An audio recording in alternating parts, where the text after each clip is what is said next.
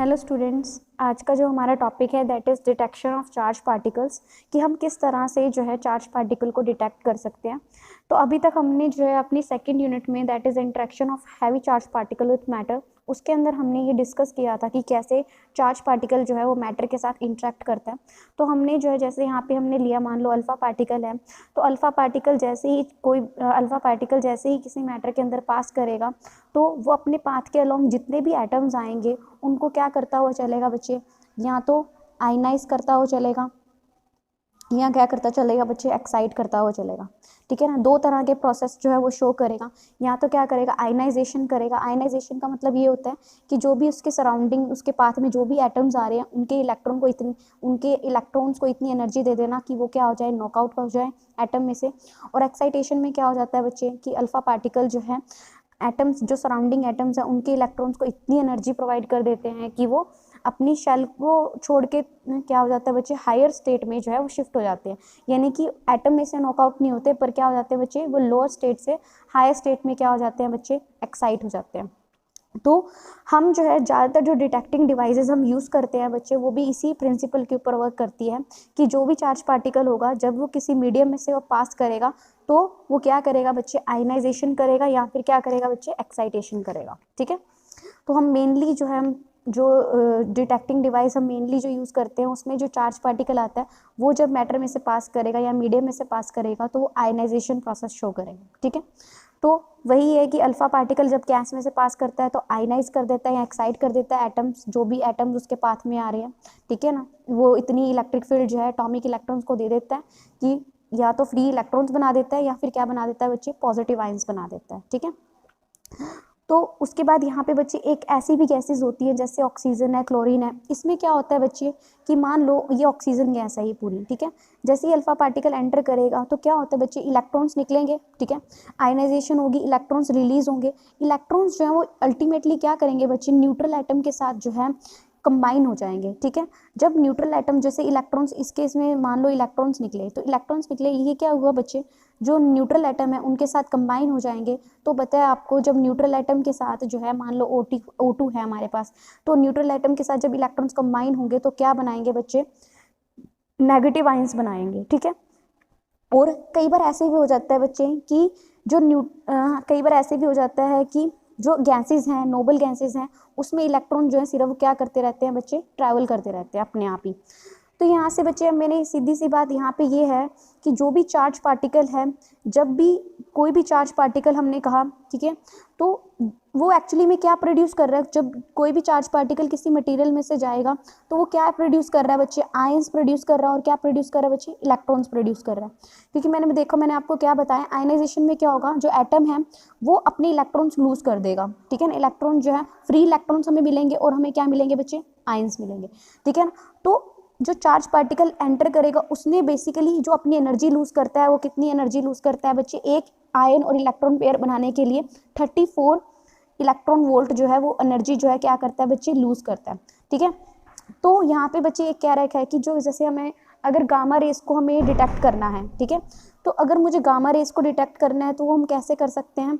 मैंने आपको बताया ही था, जब गामा पार्टिकल को हम किसी मटेरियल में से पास करेंगे तो वो एटम के साथ इंटरेक्ट करते हैं और 3 तरह के प्रोसेस शो करते हैं। जब गामा रेज जो हैं मैटर के साथ इंटरेक्ट करेंगे, ठीक है ना, तो 3 तरह के प्रोसेस शो करेंगे, photo electric effect, Compton effect, और बच्चे मैंने आपको बताया था पेयर प्रोडक्शन। ठीक है, तो बच्चे ये डिपेंड करता है कि गामा रेस की एनर्जी कितनी है। ठीक है, तो जैसे गामा रेस को डिटेक्ट करना है तो हम कैसे डिटेक्ट कर सकते हैं कि जो गामा रेस जैसे ही मैटर के अंदर एंटर करेंगे तो इस तरह से इंटरेक्ट करेंगे। ठीक है ना, अगर उन्होंने फोटो इलेक्ट्रिक इफेक्ट शो किया या कॉम्पटन इफेक्ट शो किया तो हम कह देंगे कि ये एक्चुअली में कौन सी रेस हैं, आपकी गामा रेस हैं।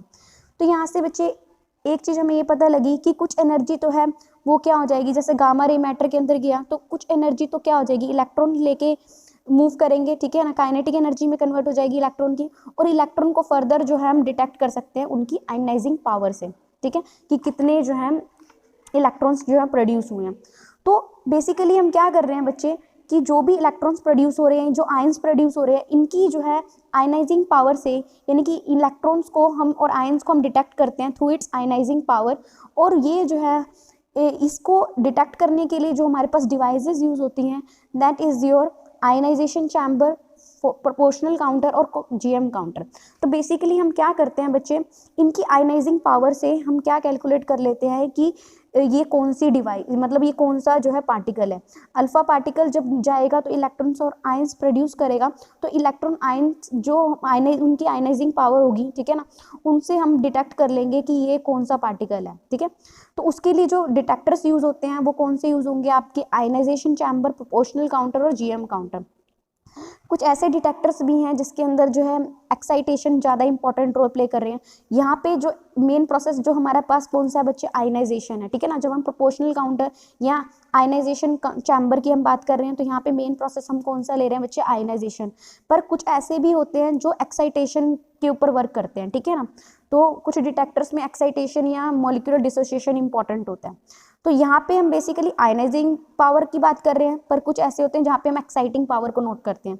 और कुछ ऐसे भी होते हैं कि जो आयनाइजेशन तो करते ही हैं प्लस लाइट भी प्रोड्यूस करते हैं। तो उसको डिटेक्ट करने के लिए हमारे पास जो डिटेक्टर्स होते हैं दैट इज स्किंटिलेशन डिटेक्टर।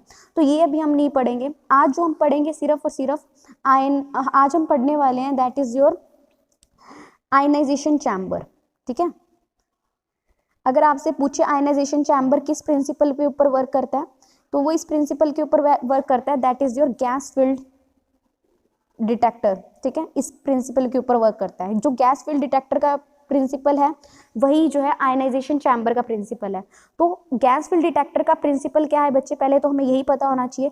तो वो प्रिंसिपल क्या है बच्चे कि जब भी कोई चार्ज पार्टिकल किसी चैम्बर में से पास करेगा, ठीक है, तो उसके अंदर प्रेजेंट जो भी गैसेज हैं, गैस फील्ड का मतलब क्या होगा बच्चे, गैस होगी। तो कोई भी चार्ज पार्टिकल हमने लिया, बेसिकली मैंने कोई चार्ज पार्टिकल कंसीडर किया, कोई भी आप ले सकते हो, अल्फा बीटा गामा जो भी है, ठीक है। जैसे ही हम उसको चैम्बर में से पास करेंगे और उस चैम्बर के अंदर हमारे पास क्या फील्ड है बच्चे, गैस फील्ड है। तो आप हीलियम की गैस ले सकते हो या कोई भी गैस ले सकते हो, ऑक्सीजन की गैस मान लो। ज़्यादातर हम आर्गन वगैरह की न्यूट्रल गैसेज हम यूज़ करते हैं, ठीक है ना। तो चार्ज पार्टिकल को जैसे ही हमने किसी गैस में से पास किया, गैस फील्ड चैम्बर में से पास किया, तो वो क्या करेगा, जैसे जैसे वो मूव करेगा तो उसके अंदर जो हमारे एटम्स होंगे उनको क्या करता हुआ चलेगा बच्चे, आयनाइज करता हुआ चलेगा। यानी कि जो चार्ज पार्टिकल है वो क्या बनाता हुआ चलेगा, आयंस प्रोड्यूस करता हुआ चलेगा। और क्या प्रोड्यूस करता चलेगा, इलेक्ट्रॉन्स प्रोड्यूस करता हुआ चलेगा। जैसे यहाँ पे आर्गन है, आर्गन एटम्स हैं ये सारे, ठीक है। तो जैसे ही चार्ज पार्टिकल एंटर करेगा तो जो सराउंडिंग आर्गन एटम जो उसके पाथ में आर्गन एटम्स आ रहे हैं उसमें से क्या करता चलेगा, इलेक्ट्रॉन्स नॉकआउट करता हुआ चलेगा, यानी कि फ्री इलेक्ट्रॉन्स बनाएगा। प्लस अब इलेक्ट्रॉन जब आर्गन दे देगा तो क्या बनाएगा बच्चे, आर्गन पॉजिटिव आयंस बनेंगे, ठीक है। तो यानी कि गैस फील्ड चैम्बर डिटेक्टर का जो प्रिंसिपल है वही हमारे पास कौन सा प्रिंसिपल है बच्चे, आयनाइजेशन चैम्बर का प्रिंसिपल है। तो प्रिंसिपल क्या है, कोई भी चार्ज पार्टिकल अगर किसी मटेरियल में से या किसी गैस में से पास करेगा तो उसके अंदर क्या हो जाएगा बच्चे, जो अपने पाथ के अलोंग जो भी एटम्स आएंगे उनको क्या करता चलेगा, आयनाइज करता हुआ चलेगा। और क्या बनाएगा, आयंस बनाएगा और इलेक्ट्रॉन्स बनाएगा। और ये आयंस इलेक्ट्रॉन्स जो है फर्दर हम क्या करेंगे बच्चे, करंट प्रोड्यूस करेंगे, तो हमें पल्स मिलेगी, उस पल्स को हम डिटेक्ट करते हैं, ठीक है। तो हम ना एक्चुअली में काउंटर से हम क्या करते हैं, जितनी हमें पल्स मिलती हैं उनको हम काउंट करते हैं, ठीक है। तो ये तो था बेसिकली क्या था, आयनाइजेशन चैम्बर का प्रिंसिपल। तो अब आयनाइजेशन चैम्बर का हम क्या पढ़ते हैं बच्चे, कंस्ट्रक्शन। देखो मैंने आपको क्या बताया था कि आयनाइजेशन चैम्बर के अंदर क्या होगा कि चार्ज पार्टिकल लेंगे और उसको हम किसी गैस में से उसमें से पास करेंगे और वो क्या करेगा, जो भी पार्टिकल होगा वो अपने नियर बाय एटम्स को क्या करता हुआ चलेगा, आयनाइज करता चलेगा, यानी कि आयंस और इलेक्ट्रॉन प्रोड्यूस करेगा। तो यहाँ पे इसकी कंस्ट्रक्शन देखो बच्चे, हमारे पास क्या है, एक मेटालिक सिलेंडर है, ठीक है। और इस मेटालिक सिलेंडर के अंदर या तो ड्राई एयर भरी हुई है नॉर्मल प्रेशर पे, या आप कोई भी इनर्ट गैस ले सकते हो, आर्गन। इनर्ट गैस हम क्यों यूज़ करते हैं बच्चे, क्योंकि हमें पता है, हमें ना ये नहीं चाहिए कि जो भी हम गैस भर रहे हैं वो आपस में ही रिएक्शन शो करने लग जाए, ठीक है ना। तो हम क्या यूज़ करते हैं, हमेशा इनर्ट गैसेज लेते हैं ताकि जो एटम्स हैं वो एक दूसरे के साथ इंटरेक्ट ना करें, ठीक है। उसके बाद हमने क्या लिया हुआ बच्चे, एक मेटल रोड ले रखी है और उसको हमने जो है सिलेंडर की एक्सिस के ऊपर रखा हुआ है, ठीक है। एक मेटल रोड ले रखी है, उसको हमने किस पे ऊपर रखा हुआ है बच्चे, एक्सिस ऑफ सिलेंडर पे रखा हुआ है। और उसको सराउंडिंग से क्या कर रखा है, इंसुलेट कर रखा है। तो ये जो है हमने क्या किया हुआ, ये सराउंडिंग है हमारी, तो उससे हमने जो है ये इंसुलेटर लगा रखा है, इससे हमने क्या कर रखा है बच्चे, इसको इंसुलेट कर रखा है, ठीक है, कि ये सराउंडिंग के साथ कॉन्टैक्ट में ना आए। उसके बाद हमने क्या कर रखा है बच्चे कि external voltage is applied between the central electrode. अब देखो ये हमारा क्या है बच्चे, सेंट्रल इलेक्ट्रोड है, ठीक है, ये मेटालिक सिलेंडर है और हमने इसको इंसुलेट कर रखा है सराउंडिंग से। और उसके बाद हमने क्या किया हुआ है, हमने एक एक्सटर्नल वोल्टेज हमने प्रोवाइड की है, किसके बीच में बच्चे, एक्सटर्नल वोल्टेज हमने जो प्रोवाइड की है वो सेंट्रल इलेक्ट्रोड और हमारे पास जो मेटल सिलेंडर है उसके बीच में जो हमने क्या किया हुआ है, एक पोटेंशियल हमने दिया हुआ है। ठीक है, तो ये हमने जो है पोटेंशियल प्रोवाइड किया हुआ है, किसके बीच में है, एक सेंट्रल इलेक्ट्रोड और मेटालिक सिलेंडर के बीच में। ठीक है, तो हमने ये पोटेंशियल जो है अप्लाई किया हुआ है। हाई टेंशन बैटरी लगा रखी है आपने, किसके बीच में लगा रखी है, कि सेंट्रल इलेक्ट्रोड और मेटालिक सिलेंडर के बीच में। अब आप देख रहे हो पॉजिटिव जो है terminal that is connected to central electrode, ठीक है ना, यानी मेटल रोड से हमने कौन सा टर्मिनल कर रखा है बच्चे, पॉजिटिव, और मेटल सिलेंडर से वो हमें कौन सा टर्मिनल अटैच कर रखा है बच्चे, नेगेटिव। तो आपको पता है जो मेटल सिलेंडर है उसके ऊपर नेगेटिव पोटेंशियल है, यानी कि ये नेगेटिव पोटेंशियल है, तो ये हमारा कैसे काम करेगा बच्चे, कैथोड का काम करेगा। और आपको पता है जो मेटल रोड है इसके ऊपर हमने कौन सा पोटेंशियल दे रखा है, पॉजिटिव पोटेंशियल दे रखा है, तो ये हमारा किसका काम करेगा, हमारा एनोड का। ठीक है, तो anode is at positive potential, यानी कि metal rod is at positive potential and the cylinder जो है that is at negative potential, यानी कि ये हमारा क्या है बच्चे, कैथोड है। उसके बाद क्या कह रखा है यहाँ पे कि वायर इलेक्ट्रोड इज एट, तो वायर इलेक्ट्रोड जो है, ये वायर इलेक्ट्रोड है that is at positive potential with respect to cylinder, वही चीज हमने सेम लिख रखी है। अब देखो एक्सटर्नल वोल्टेज जो हम प्रोवाइड कर रहे हैं ना वो रीजन 2 के अकॉर्डिंग होना चाहिए बच्चे। रीजन 2 का मतलब यहाँ पे बच्चे क्या है कि ये हम ना एक बार गूगल मीट पे डिस्कस कर लेंगे। हम जो है ना आउटपुट पल्स और वोल्टेज, यानी कि जो हम वोल्टेज देते हैं ना तो यहाँ पे लो रिकम्बिनेशन होता है, तो हम ऐसी वोल्टेज देते हैं जहाँ पे रिकम्बिनेशन होने स्टार्ट हो जाए, मतलब सॉरी जहाँ पे क्या होता है आयन रिकम्बिनेशन रीजन, यहाँ पे आयंस रिकम्बाइन करते हैं और यहाँ पे आयंस बहुत सारे प्रोड्यूस होते हैं, तो हम जो है वोल्टेज जो है आयनाइजेशन चैम्बर रीजन के अंदर हम लेके चलेंगे। तो हम ये अच्छी तरह से ये ग्राफ हम डिस्कस कर लेंगे। तो अभी के लिए आपको ये याद रखना है कि जो हम अप्लाइड वोल्टेज रख रहे हैं वो किस रीजन में रख रहे हैं, आयनाइजेशन चैम्बर रीजन के अंदर रख रहे हैं। ठीक है, उसके बाद यहाँ पे बच्चे हमारे पास क्या है कि सेंट्रल इलेक्ट्रोड जो है इस कनेक्टेड टू, अब देखो यहाँ पे जो हमारा इलेक्ट्रोड है इसको हमने फर्दर किससे कनेक्ट किया हुआ है, एम्पलीफायर से कनेक्ट किया हुआ है। ठीक है, एम्पलीफायर से कनेक्ट किया और उसको फर्दर क्या करेंगे, काउंटिंग डिवाइस से हम उसको कनेक्ट करके चलेंगे। ठीक है ना, जिसको हम काउंटर कहते हैं। बेसिकली क्या हो रहा है बच्चे, हमने सेंट्रल इलेक्ट्रोड यहाँ से बच्चे हमारे पास जो, अब देखो आयंस और इलेक्ट्रॉन प्रोड्यूस होंगे, आयंस इलेक्ट्रॉन प्रोड्यूस होंगे तो मतलब बेसिकली क्या प्रोड्यूस होगा, करंट प्रोड्यूस होगा। तो जो करंट की पल्स होगी वो होगी बहुत ही लो, ठीक है ना, बहुत ही कम। तो उस करंट की पल्स को हम फर्दर क्या करते हैं बच्चे, एम्पलीफाई करते हैं, तो हमें लार्ज पल्स नजर आएगी और उसको फर्दर हम क्या करते हैं बच्चे, काउंटिंग डिवाइस से उस पल्स को हम क्या करेंगे बच्चे, कैलकुलेट करेंगे कि कितनी पल्स आ रही है। ठीक है, तो आयनाइजिंग पार्टिकल है बच्चे, उसको हम चैम्बर में कैसे डालेंगे, अब हमें क्या चाहिए, आयनाइजिंग पार्टिकल भी तो चाहिए जो क्या करेगा, एटम और आयंस को आयनाइज करेगा। तो उसको हम क्या करेंगे, इस विंडो में से डालेंगे, ठीक है ना, इंसर्ट करेंगे।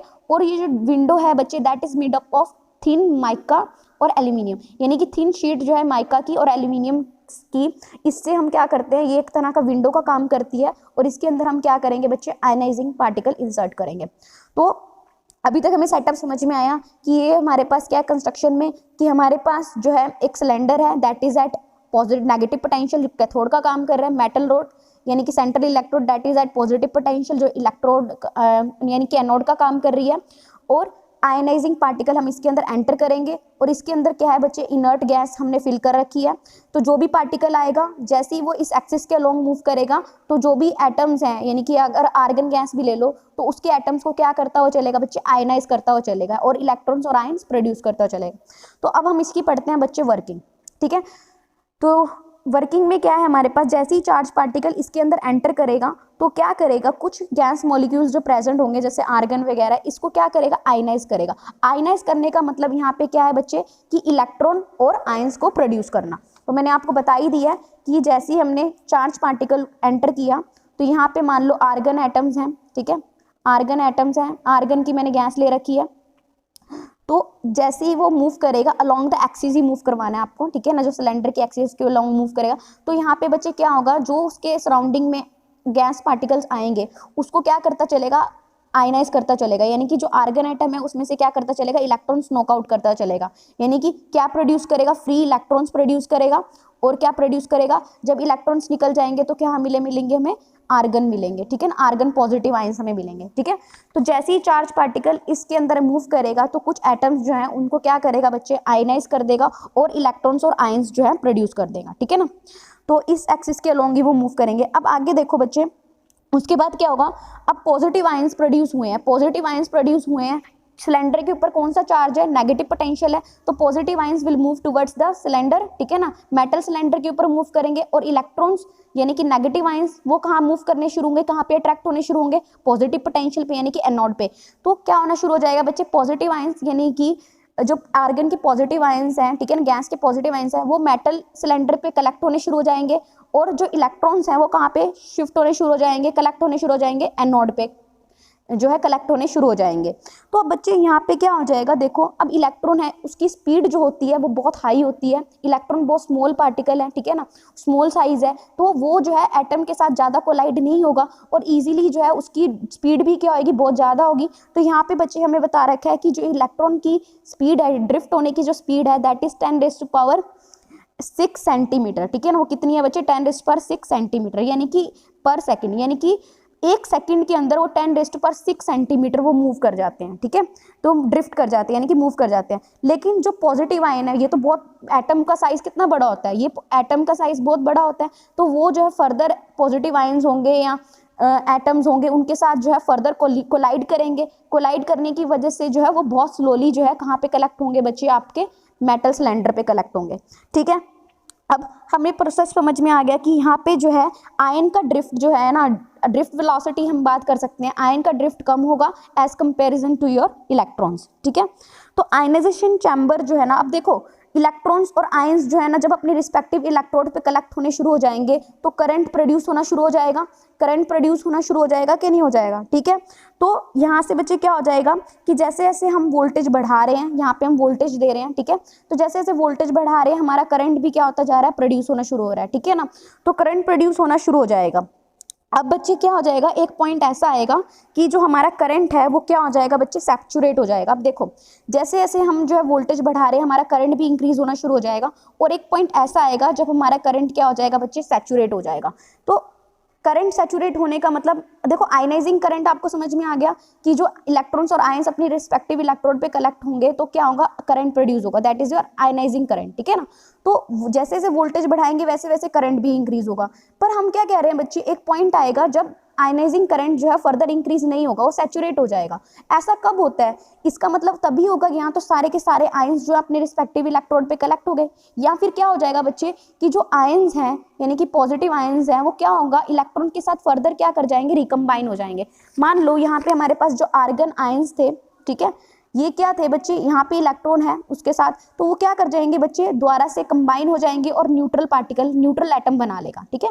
तो न्यूट्रल एटम जो है वो बना लेंगे, तो इस करके जो है हमारा करंट क्या हो जाएगा बच्चे, सैचुरेट हो जाएगा, क्योंकि अब रिकम्बिनेशन होनी शुरू हो गई है। जब रिकम्बिनेशन होनी शुरू हो जाएगी तो कोई भी आयंस और इलेक्ट्रॉन्स जो है, एक्चुअली में जितने इलेक्ट्रॉन्स और आयंस कलेक्ट होने चाहिए थे इलेक्ट्रोड पे वो उतने कलेक्ट नहीं होंगे क्योंकि रिकम्बिनेशन हो गया। तो इस रिकम्बिनेशन को रोकने के लिए हम क्या करते हैं बच्चे, हम बहुत ज़्यादा जो है इलेक्ट्रिक फील्ड यानी कि एक बहुत ज़्यादा पोटेंशियल क्रिएट कर देते हैं, बहुत ज़्यादा हम पोटेंशियल वोल्टेज बढ़ा देते हैं। तो जो पोटेंशियल हम इंक्रीज़ कर देते हैं यानी कि इनका पोटेंशियल डिफरेंस जो है हम इंक्रीज़ कर देते हैं, तो उस केस में क्या हो जाता है बच्चे, जो पॉजिटिव आयंस हैं वो इलेक्ट्रॉन के साथ कंबाइन नहीं होते और वो क्या हो जाते हैं, पुल्ड अपार्ट, ठीक है ना। मीन्स के कहने का मतलब ये है कि वो एक दूसरे से दूर जाने शुरू हो जाते हैं, ठीक है।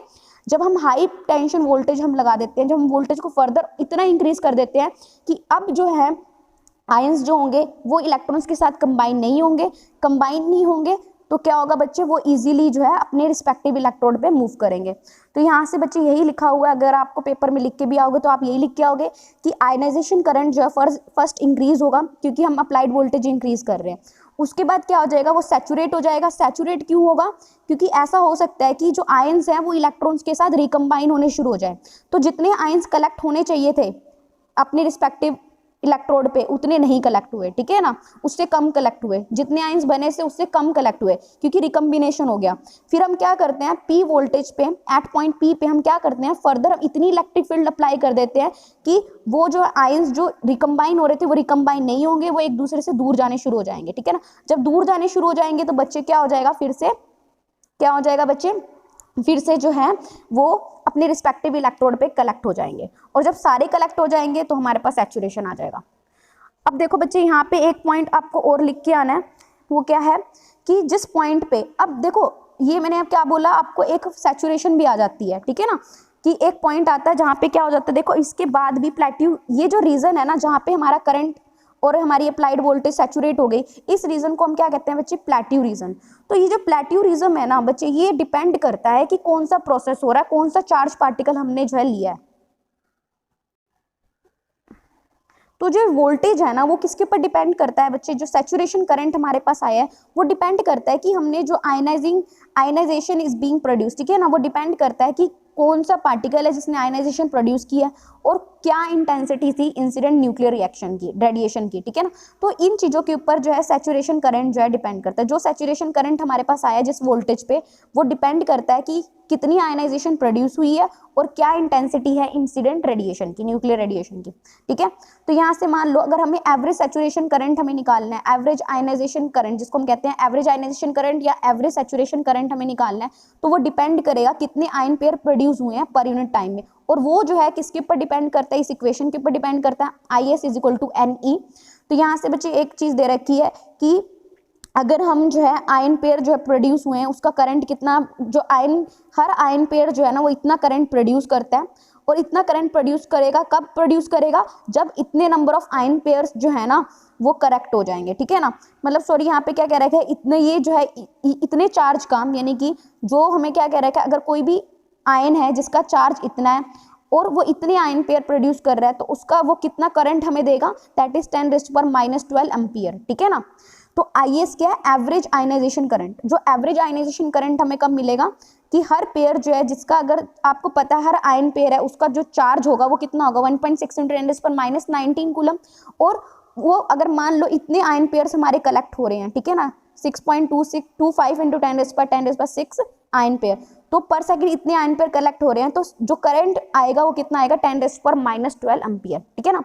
तो IS जो है इसको जब हम मेजर कर लेंगे तो ये हमें क्या दे देगा कि टोटल आयनाइजेशन करंट जो है किसी भी न्यूक्लियर रेडिएशन ने कितने टोटल आयनाइजेशन करंट जो है प्रोड्यूस किया है, ठीक है। तो यानी कि इंसिडेंट रेडिएशन, यानी कि कहने का मतलब ये है कि जो भी हमारा इंसिडेंट पार्टिकल होगा, ठीक है, इंसिडेंट पार्टिकल, अब गामा रेज भी तो हो सकती हैं, तो मान लो गामा रेज हैं या फिर कोई गामा रेज तो नहीं, फिलहाल आप सिर्फ ये बात करो कि जो भी हमारा अल्फा पार्टिकल है, ठीक है ना, तो जो भी हमारी इंसिडेंट रेडिएशंस है ना उन्होंने कितना जो है सैचुरेशन करंट जो है प्रोड्यूस किया है वो हम कैलकुलेट कर सकते हैं इस फॉर्मूले से, ठीक है। तो अब आयनाइजेशन करंट अगर बहुत ज़्यादा है, अगर मान लो आपका NE जो आयनाइजेशन करंट हमारा निकल के आया IS वो बहुत ज़्यादा है, तो उसको हम माइक्रोमीटर लगा के भी हम मेज़र कर सकते हैं, ठीक है ना। तो यहाँ पे एक चीज़ और इम्पोर्टेंट क्या रखी है कि कुछ ऐसे सेंसिटिव मेथड्स हैं by allowing the charge to collect. अब क्या होता है, कई बार हम क्या करते हैं कि सारा का सारा चार्ज है ना वो इस C0 पे कलेक्ट हो जाएगा, ठीक है ना। तो जब चार्ज C0 पे कलेक्ट हो जाएगा ना, तो अगर मुझे rate of change of voltage निकालना है to the on the combined C0, ठीक है ना, इसके ऊपर मुझे rate of change of voltage अगर मुझे निकालना है इलेक्ट्रोमीटर की मदद से, तो वो कैसे निकल जाएगा बच्चे, IS is equal to dQ/dt। ये करंट तो हमें पता ही है कि करंट क्या होता है, dQ/dt, rate of change of charge by में T, ठीक है ना। तो यहाँ पे क्यों हमारे पास क्या निकल के आया, C0 dV/dt, ठीक है। बच्चे यहाँ पे बस ये एक चीज़ ये कह रखा है कि देखो सिंपल सी बात है कि जो भी करंट प्रोड्यूस होगा, जो भी चार्ज यहाँ कलेक्ट हो जाएगा, जो भी करंट प्रोड्यूस होगा, ठीक है, वो फर्दर यहाँ पे वोल्टेज ड्रॉप करेगा, क्योंकि आपको पता है कि जो रेजिस्टेंस है R, ओम्स लॉ भी यही कहता है कि पोटेंशियल ड्रॉप होता है V is equal to IR, ठीक है। और फिर फर्दर जो है जो हमें पल्स मिलेगी वो फर्दर जो है हमें क्या दे देगी, उसको हम एम्पलीफाई कर देंगे और उसको हम काउंट कर लेंगे काउंटर की मदद से। तो यहाँ से बच्चे यही चीज़ बता रखी है कि जो भी चार्ज है वो C0 पे कलेक्ट हो जाएगा, ठीक है ना, प्लस चैम्बर कैपेसिटेंस, ठीक है ना, जो भी चैम्बर की कैपेसिटेंस है वो, ठीक है। तो वो चार्ज है उसका जो रेट ऑफ चेंज अगर मुझे वोल्टेज का निकालना है वो इलेक्ट्रोमीटर से हम निकाल लेंगे, तो जो हमारा करंट आएगा वो इस फॉर्म में आएगा। तो यहाँ पे बच्चे एक चीज़ और है कि when incident particle individual particle is to be measured, the one uses the system as shown. देखो अगर ये तो तब के केस के लिए है कि जब हमें बहुत सारे पार्टिकल्स डिटेक्ट करने हैं, पर हमें जो एक्चुअली मेरा जो आयनाइजेशन चैम्बर है ना, वो एक टाइम पे एक ही पार्टिकल जो है वो डिस्कवर करता है, यानी कि एक टाइम पे एक ही पार्टिकल को स्टडी कर सकता है। तो यहाँ पे ये कह रहेगा जब इंसिडेंट पार्टिकल हमें मेजर करने हैं तो उस केस में जो है हमें जो सिस्टम चाहिए वो इस तरह का होगा और उसमें एक एम्पलीफायर लगा होगा और वो हम वहाँ से हम क्या ले लेंगे, आउटपुट। तो यहाँ पे जो पल्स हमारे पास आएगी उसको हम जो पल्स एम्पलीफायर में से पास करेंगे, क्योंकि देखो मैंने आपको बताया ना करंट की हमें क्या मिलेगी, पल्स मिलेगी, और करंट की पल्स को फर्दर हम किस में करेंगे, एम्पलीफायर में, उसको और बड़ा इंक्रीज कर लेंगे, फिर फर्दर उस पल्स को काउंटर में से क्या कर लेंगे बच्चे, कलेक्ट कर लेंगे, काउंट कर लेंगे, ठीक है ना। तो एम्पलीफायर को हमने कपलिंग कैपेसिटी से भी कनेक्ट कर रखा है, आपने देखा होगा इस एम्पलीफायर को हमने C' से भी कनेक्ट किया हुआ है, ठीक है। तो voltage dependence of the pulse हमारे पास इस तरह से शो कर रखी है कि पल्स हाइट की, जो पल्स आएगी उसकी हाइट कितनी होगी और टाइम, ठीक है ना। तो यहाँ से बच्चे एक चीज याद रखना कि RC0 अगर मैं कैलकुलेट करूँ, देखो C0 क्या है हमारे पास, दैट इज कपलिंग कैपेसिटी, ठीक है ना। सॉरी C0 हमारे पास क्या है, कैपेसिटेंस है, ठीक है ना, जिसको हमने कहा था जहाँ पे चार्ज कलेक्ट होता है, ठीक है ना। तो स्ट्रे कैपेसिटेंस भी कहते हैं बच्चे इसे, ठीक है ना। तो RC0 की अपर वैल्यू अगर मान लो इन्फिनिटी है, shows the behaviour of large value of the RC0 constant. देखो बच्चे RC0 की वैल्यू जो है ना हमारे पास जो है ना अगर इन्फिनिटी है तो उस केस में क्या होगा बच्चे, ये ऐसे इसलिए हुआ होगा, ठीक है ना। तो वो ये रीजन कब हो सकता है कि जो हमारे पास मान लो ये कर्व, जब RC0 हमारे पास क्या आ रहा है बच्चे, इन्फिनिटी आ रहा है, तो हमें इस तरह की कर्व मिल रही है, पल्स हाइट वर्सेस टाइम की ये कर्व मिल रही है। तो ऐसा इसलिए हुआ होगा कि पहले जो एकदम पल्स हाइट में इंक्रीज कब हुआ होगा कि जब सारे के सारे इलेक्ट्रॉन्स जो थे, मैंने आपको बताया ना इलेक्ट्रॉन्स और आयंस कलेक्ट हो रहे हैं, तो सारे के सारे इलेक्ट्रॉन्स बहुत तेजी से कलेक्ट हो जाएंगे, ठीक है ना। उसके बाद थोड़ा सा स्लो इंक्रीज इसलिए आया होगा कि बाद में जो स्लो मूविंग पॉजिटिव आयन है वो कलेक्ट होंगे। उसके बाद क्या होगा बच्चे, स्टेडी स्टेट आ जाती है, वो मैंने आपको बताया हर वोल्टेज की, मैंने हर जो भी हम पार्टिकल यूज कर रहे हैं उसकी अपनी एक स्टेडी स्टेट होती है, ठीक है ना, वो डिपेंड करती है क्या, इंटेंसिटी इंसिडेंट रेडिएशन की। तो एक जब स्टेडी स्टेट आ जाएगी तो उस केस में हम क्या मेजर कर लेंगे बच्चे, डायरेक्ट करंट हम मेजर कर लेंगे, ठीक है। उसके बाद जो है अगर मान लो आपका टाइम कांस्टेंट जो है हमारा 0.5 माइक्रोसेकंड है, ठीक है ना, तो पल्स की इस तरह से शेप होती है, ठीक है ना। और इन पल्स को हम फर्दर जो है हम क्या करते हैं बच्चे, एम्पलीफायर में फेड करते हैं। बच्चे देखो पल्स की शेप ना that basically depends upon the RC0 यानी कि टाइम पीरियड, ठीक है ना, टाइम कांस्टेंट के ऊपर डिपेंड करता है, और वो टाइम कांस्टेंट क्या है बच्चे, RC0। अगर RC0 इन्फिनिटी होगा तो पल्स हमें इस तरह की आएगी, यानी कि जो इसमें से जो पल्स आएंगी ना, जो हमारे पास पल्स आएगी उसकी हाइट इस तरह से होगी। लेकिन हम जो है मेनली जो पल्स हमें चाहिए होती है ना वो इस तरह की फॉर्म की होनी चाहिए, यानी कि जिसका RC0 यानी कि टाइम कांस्टेंट क्या आना चाहिए बच्चे, कुछ वैल्यू देना चाहिए, कुछ फाइनाइट होना चाहिए, ठीक है ना। तो इस तरह की पल्स जो होंगी ना, इस तरह की पल्स, उसको हम फर्दर जो है एम्पलीफाई करते हैं और वो काउंट करते हैं, ठीक है ना। इसको एम्पलीफायर में से काउंट करके हम काउंट कर लेते हैं। तो ड्रॉबैक्स क्या है, पहली ड्रॉबैक्स तो ये है कि एक टाइम पे एक ही पार्टिकल डिटेक्ट होगा, ठीक है ना। जैसे ही एक पार्टिकल डिटेक्ट हो गया उसके बाद क्या करना पड़ेगा, चैम्बर को थोड़ी देर का वेट करना पड़ेगा, कुछ मिली सेकेंड्स, और उसके बाद वो जो है नेक्स्ट पार्टिकल को डिटेक्ट कर सकती है, ठीक है। तो इसके जो काउंटिंग रेट्स हैं वो बहुत ज़्यादा हाई हैं, ठीक है ना, हाई काउंटिंग रेट्स, ठीक है। उसके बाद क्या है बच्चे, सेकंड ड्रॉबैक ये है कि ये जो डिटेक्टर है ये इलेक्ट्रॉन्स को डिटेक्ट नहीं कर पाता। क्यों नहीं कर पाता, क्योंकि इनकी आयनाइजेशन कम होती है, क्योंकि हमने देखा है कि जैसे ही अल्फा पार्टिकल आएंगे वो आयंस को आयनाइज कर देते हैं, ठीक है ना, जो भी एटम्स है उनको फर्दर जल्दी जल्दी आयनाइज कर देते हैं। लेकिन जो बीटा गामा होता है ना वो ईजिली जो है आयनाइज नहीं कर पाता, उनके पास इतनी एनर्जी नहीं होती कि वो आयनाइज कर दे, ठीक है ना। तो बीटा गामा जो है इतना आयनाइजेशन उनकी नहीं होती, इस करके जो है जो पल्स आएंगी detectable above the background noise these can not be detected. तो यहाँ पे ये कह रखा है कि, तो यहाँ पे क्या, देखो जो बैकग्राउंड में जो हमारे पास पल्सेस, कई बार पता है क्या होता है कि मान लो कोई एक्स्ट्रा पार्टिकल है, ठीक है ना, कोई बैक सराउंडिंग्स में जो पार्टिकल्स हैं वो भी डिटेक्ट हो जाते हैं, तो उनकी भी ना पल्सेस आती है, उसको हम कहते हैं बच्चे बैकग्राउंड नॉइस, ठीक है। लेकिन जो अल्फा बीटा जो बेसिकली इन्होंने जो पल्स प्रोड्यूस करनी थी, यानी कि चैम्बर के अंदर जो एटम्स हैं उन्हें एक्साइट और आयनाइज करके जो पल्स प्रोड्यूस करनी थी वो इतनी डिटेक्टेबल ही नहीं होती कि वो इस बैकग्राउंड नॉइस को क्लियर करके इसमें से आगे, जैसे मान लो देखो बच्चे ये सारी चीजें ना हायर लेवल की हैं, जब तो एक्सपेरिमेंटल है सारी चीजें। तो यहाँ पे बच्चे क्या होता है, कई बार ना बैकग्राउंड की नॉइज यूं आ रही होती है, पर जो हमारी जो अल्फा बीटा जो गामा है, बीटा और गामा, इन्होंने जो पल्स प्रोड्यूस की होती है वो बहुत छोटी होती है, तो वो बैकग्राउंड के अंदर ही छुप जाती है, तो डिटेक्ट तो होने से बात की बात है, ठीक है ना। इस करके हम जो है ये डिटेक्टर को हम इसके लिए नहीं यूज कर सकते। एडवांटेजेस अगर इसके यूजेस देखें तो क्या है कि आयनाइजेशन चैम्बर को आप अल्फा पार्टिकल, प्रोटॉन, न्यूक्लियाई, ये सारे हम डिटेक्ट कर सकते हैं, ठीक है। ये जो पार्टिकल है इनकी स्पेसिफिक आयनाइजेशन होती है, तो जो स्पेसिफिक आयनाइजेशन की वजह से जो है हमें स्ट्रॉन्ग पल्स मिलती है, और उसको हम इजीली जो है आयनाइजेशन चैम्बर से हम कैलकुलेट कर सकते हैं, काउंट कर सकते हैं। और सेकेंड थिंग क्या है, न्यूट्रॉन्स, आप जो है न्यूट्रॉन्स को भी डिटेक्ट कर सकते हो, पर इस चैम्बर के अंदर हम क्या यूज करते हैं, बोरोन टेट्राफ्लोराइड, ठीक है ना, BF3। जब हम जो हमने चैम्बर लिया है ना उसके अंदर हम BF3 अगर हम डाल देते हैं, ठीक है ना, उससे फिल कर देते हैं, तो वो जो है न्यूट्रॉन्स को भी क्या कर देता है बच्चे, आपका डिटेक्ट कर सकता है, ठीक है। तो ये दो इसके यूजेस हैं, एक तो यही कि alpha protons, alpha particle, protons, इन सबको डिटेक्ट कर सकता है, क्योंकि ये इजीली आयनाइज कर देते हैं जो भी पार्टिकल है। तो आयनाइज करेंगे तो आयन पेयर्स को हम क्या कर लेंगे, कलेक्ट कर लेंगे, और कलेक्ट कर लेंगे तो हमें क्या मिलेगा, करंट मिलेगा, और करंट को फर्दर जो करंट की पल्स आएगी उसको हम नोट करके हम बता सकते हैं, उसकी एनर्जी जो भी हमें कैलकुलेट करना है वो कैलकुलेट कर सकते हैं, डिटेक्ट कर सकते हैं उन्हें, ठीक है। तो कल जो हम शुरू करेंगे दैट इज प्रोपोर्शनल काउंटर। अभी के लिए इतना ही, थैंक यू।